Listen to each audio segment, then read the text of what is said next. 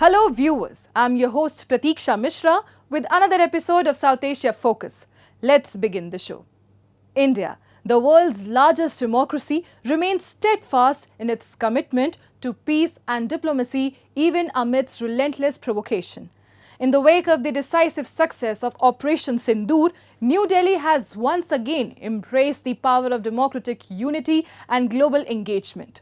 All-party parliamentary delegations have been dispatched to key capitals around the world with one clear and unwavering message: zero tolerance for terrorism.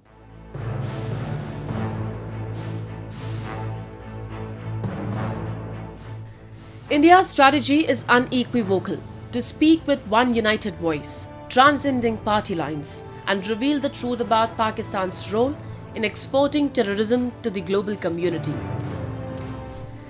These bipartisan delegations, comprising leaders from both the ruling party and the opposition, are delivering a powerful and consistent message. Terrorism knows no borders, and those who sponsor it must be held accountable. From Washington to Brussels, Tokyo to Moscow, Indian lawmakers are presenting compelling evidence of Pakistan's direct involvement in cross-border terrorism. Their case goes beyond India's borders, highlighting how this menace threatens global peace and security. Members of parliament from different political parties came together with one voice: zero tolerance to terrorism. And the message was loud and clear from the Indian side. To our Japanese friends, to the diplomatic community, to the media, they went everywhere with one voice. This is a great achievement. 7 teams, including members from both ruling and opposition parties, are visiting nearly 33 countries to advance this cause. Pakistan has remained in denial. There has been absolutely no conviction, no serious criminal prosecution, no attempt to dismantle the terror infrastructure in that country, and the persistence of safe havens. So from our point of view, this is it. You do this, you're going to get this back.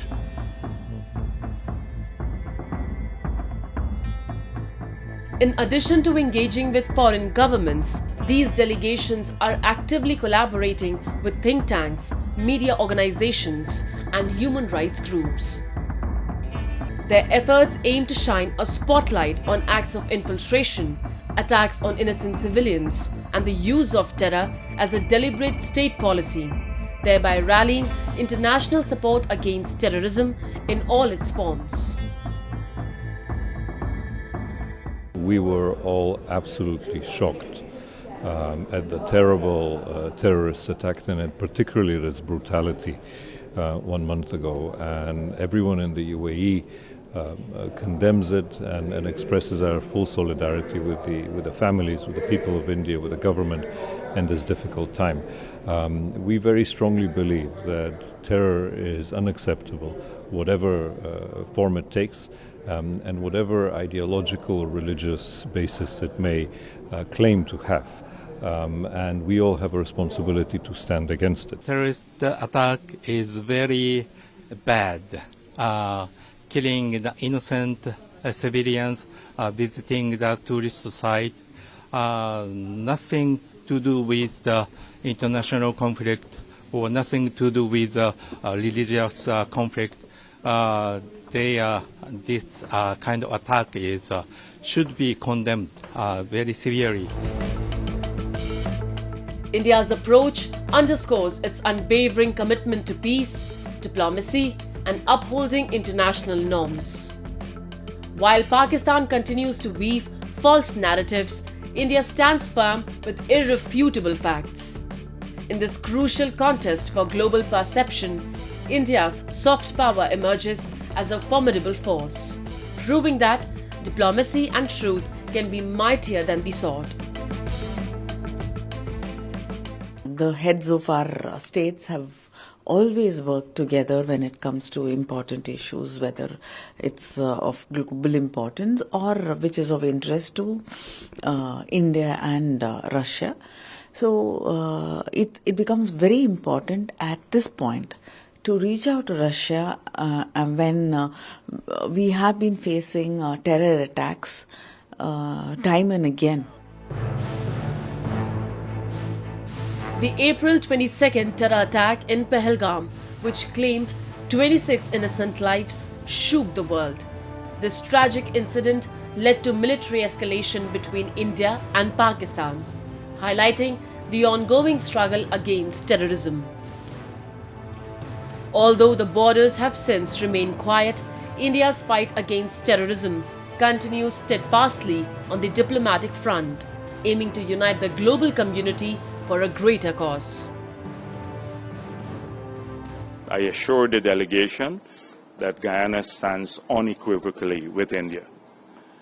We are against terrorism, and we believe that all those who perpetrate terroristic acts must be brought to justice.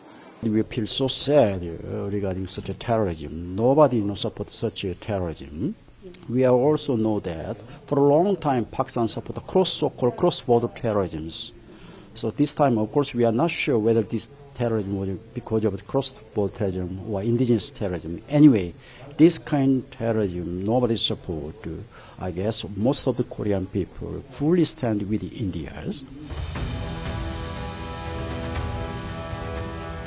Many nations have suffered from acts of terror, be it the 9/11 attacks in the United States or the Hamas attack in Israel in 2023.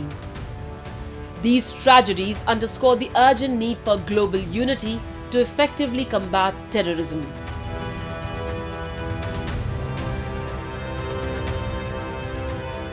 As Bangladesh grapples with political turmoil, the call for swift elections is reaching a fever pitch. With public frustration mounting over delays in holding general elections, demands for democratic restoration are growing louder.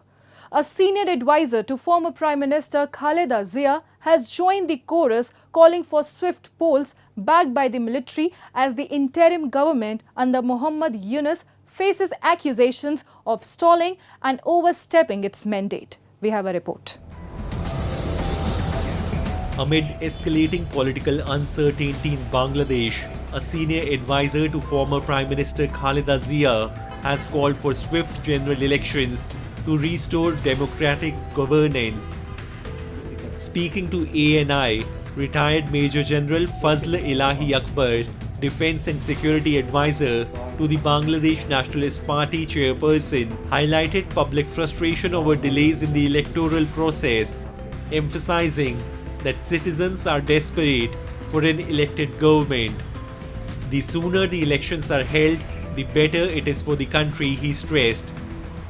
Major political parties including the BNP and Jamaat-e-Islami have demanded polls by December 2025, a call backed by Bangladesh Army Chief General Wakar-uz-Zaman, who urged elections by year end. However, the Muhammad Yunus-led interim government has proposed a vague timeline, suggesting elections only after reforms are completed, potentially as late as June 2026.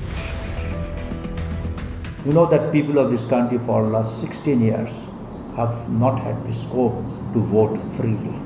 And obviously the expectations of the people are very high. Today, who are over 35, 36 years old, they have never voted in their lifetime. In an unprecedented turn of events, rumors swirled in May 2025 that Yunus was contemplating resignation amid pressure to expedite elections. The speculation began after advisor Nahid Islam suggested post-meeting that Yunus might step down, only for the Nobel laureate to clarify he had no such intention. Yunus has faced criticism from political parties and the military, with the latter accusing the interim government of making unilateral security decisions, such as a proposed humanitarian corridor, without consultation. Critics have also slammed the administration's ban on the Awami League, led by former Prime Minister Sheikh Hasina, arguing it undermines the prospects of free and fair elections. Well, I must say one thing. The question about Muhammad Yunus resigning was a complete drama. He had no intention of resigning at all. And in fact, he never said himself that he would resign. So, rather than doing elections immediately, the interim regime led by Muhammad Yunus had been doing all kinds of reforms, making committees and, launching cases against Prime Minister Sheikh Hasina, and then even banning her party, which he doesn't have the authority to do. The current crisis stems from the dramatic events of August 5, 2024, when Hasina's government was toppled by massive protests. Initially sparked by opposition to a controversial job quota system, the demonstrations led by students evolved into a mass movement against Hasina, who had been elected Prime Minister for a fourth term in January 2024. Following her flight to India, the military led by General Wakar-uz-Zaman backed Yunus's appointment as chief advisor to lead an interim government tasked with holding elections as soon as possible. However, the administration's focus on reforms and alignment with Islamist parties like Jamaat-e-Islami has left its mandate unfulfilled, fueling public and political frustration. Time now for Asia This Week, the stories from across the continent. Yokohama is adorned with lush greenery and vibrant flowers. From spring to autumn, colorful roses brighten the city, creating a refreshing atmosphere. A top spot to enjoy them is the Yokohama English Garden, where visitors stroll under the arches draped in blooming roses and vines. バラを中心とした英国式庭園と言っておりまして、バラだけでなく様々な種類の植物を植えておりますので、1年通して四季折々いろんな姿を楽しめる庭園となっております。累計入園者数ついに150万人を突破いたしまして、これからも愛されるガーデンを目指してしっかり管理していきたいと思っております。おすすめのバラは、花小紋という品種になります。見ていただきますように、一重咲きの小さい小ぶりのピンク色の花が咲きまして、枝一面に咲いてくれるので、上の方から下にしだれさせるように誘引しております。ですので、バラに囲まれるような写真が撮れるということで、フォトスポットとしても今結構人気になってきております。During this season, many spots around the Yokohama harbor are adorned with stunning roses, collectively known as the Garden Necklace of Roses.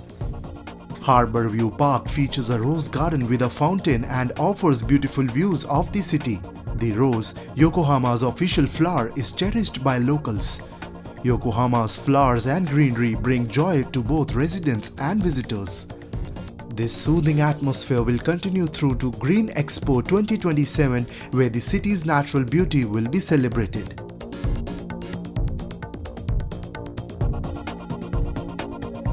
Almost 90 years on from the Spanish Civil War, a set of artworks held by the Franco regime have been returned to their rightful owners. At a ceremony at Madrid's Prado Museum, 7 paintings which had belonged to Civil War Republican politician and Madrid Mayor Pedro Rico were formally handed over to his granddaughter after decades scattered across 5 different museums. Spain's culture minister Ernest Utasun described the handover as an important moment of justice and reparation. When Civil War broke out in 1936, works of art were seized from wealthy families across Spain, ostensibly to protect the valuable works from damage. But in the Franco dictatorship that followed, thousands of pieces were not returned to their owners and ended up scattered across museums and public institutions. The works include jewelry, tableware, ceramics, textiles, and liturgical ornaments, as well as paintings, sculptures, and furniture.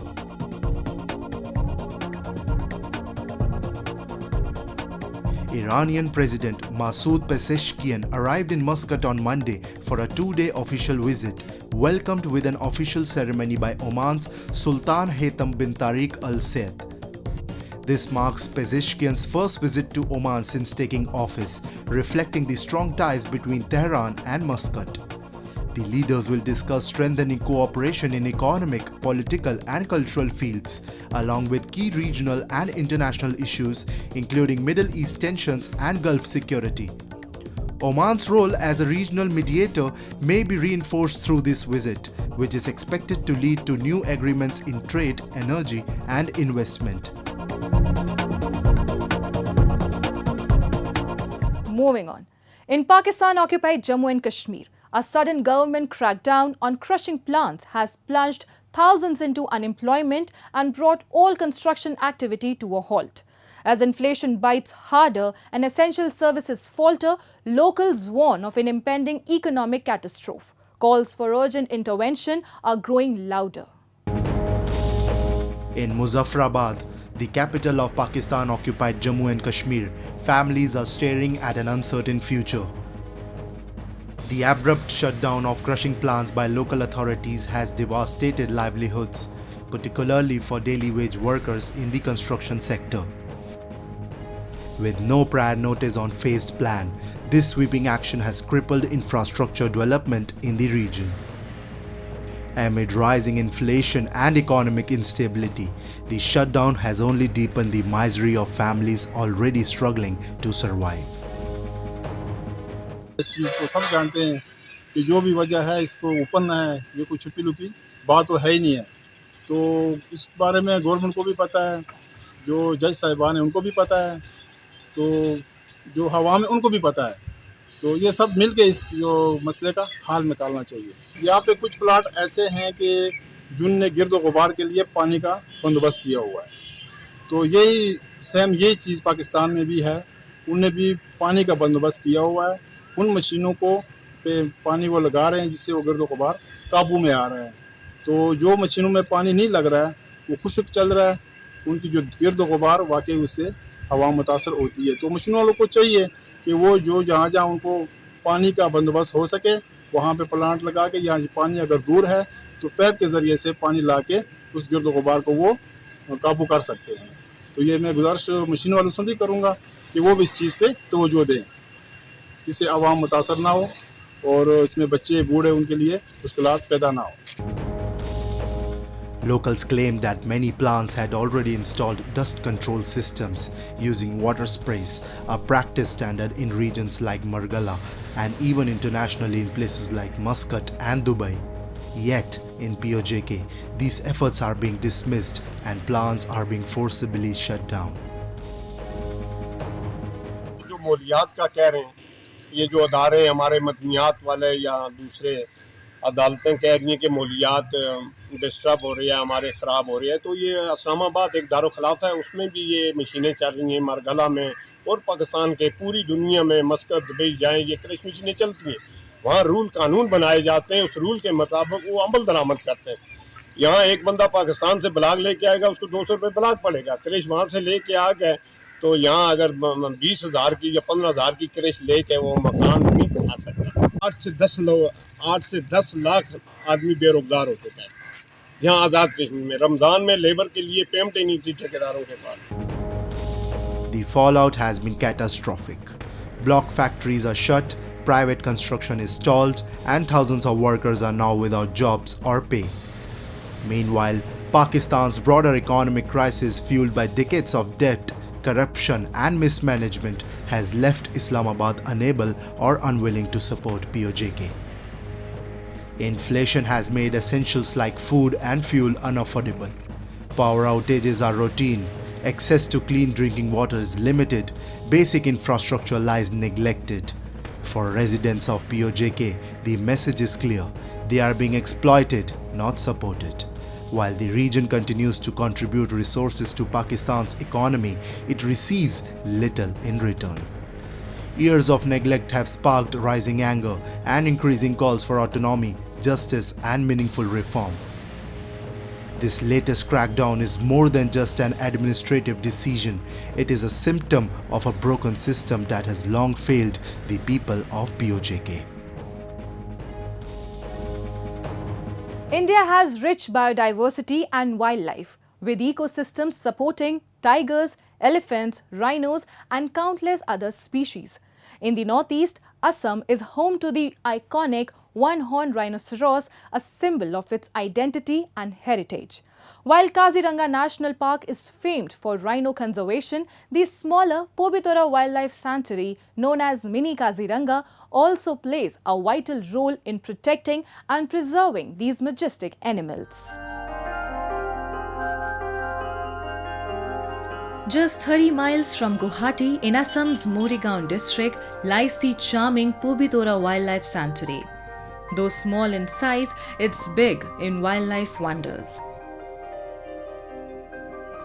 Nicknamed Mini Kaziranga for its dense one-horned rhino population, Pobitora offers thrilling safaris where visitors can soak in scenic landscapes and watch these majestic creatures roam freely in their natural habitat.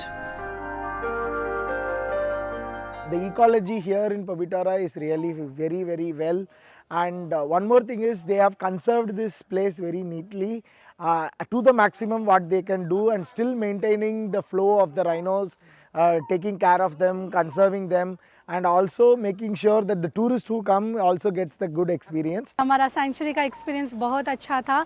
हमने पास से एक rhino पानी में देखा, एक गेंडा पानी में देखा, एक माँ और बेटा गेंडा देखा, और बहुत सारे गेंडे पास से जा रहे थे। कोई भी हार्मफुल नहीं था, सब कुछ बहुत शांति से अपना अपना खाना खा रहे थे। हाथी बहुत पास से देखा, बहुत सारे पक्षी देखे जो माइग्रेट होके आए हुए हैं, और वो जो फॉरेस्ट भी था, जंगल बहुत अच्छे से साफ रखा था।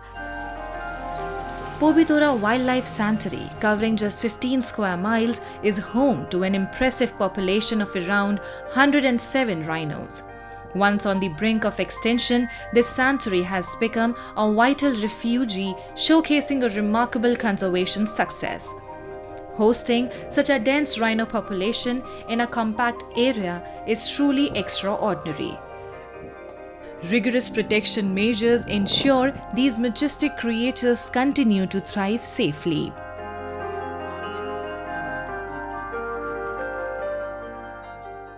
The Pobitora Wildlife Sanctuary was first notified in 1998 as Wildlife Sanctuary, comprising an area of about 38.81 square kilometer, out of which about 16 square kilometer is rhino bearing area. We are actually enforcing law and protection, everything is on in this area only. We have 107 rhino population along with other mammals. Rhinos are unique creatures weighing between 1800 and 2500 kilograms with thick, rigged skin that acts like natural armor. Their long, strong horn distinguishes them from other animals. As grass eaters, they spend much of their time near water, helping maintain ecological balance by clearing grass and keeping wetlands open. Rhino conservation is a joint effort by the government and NGOs like Aranyak, which work on awareness, monitoring, research, and data collection to protect these majestic animals. We are basically assisting and complementing the effort of our government. So in that process, we have been supporting with equipments. It could be motorbikes, it could be vehicles, it could be walkie-talkie sets, solar panels, etc. We are also working with the communities, local communities, because the support of the local communities are very vital, and it is because of the support of the local communities the rhino conservation is getting success in Assam. Assam is home to 80% of the world's greater one-horned rhinoceros population. From just around 1500 rhinos in the 1980s, their numbers have soared to over 4014 today, a remarkable increase of nearly 170%. This extraordinary achievement is a testament to the relentless efforts of the state's forest department and the unwavering support of local communities. Populations are increasing because the death rate is less than the birth rate. And it is possible because the poaching has been contained.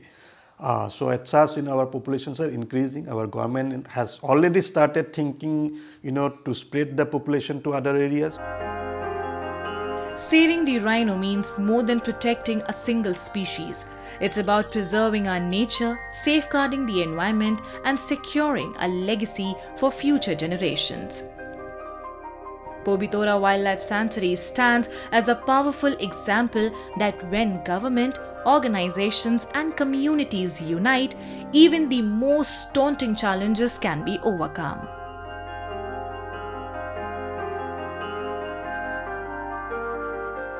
Together, these sanctuaries stand as powerful testaments to India's commitment to wildlife conservation, ensuring that future generations can continue to marvel at the one-horned rhinoceros in its natural habitat.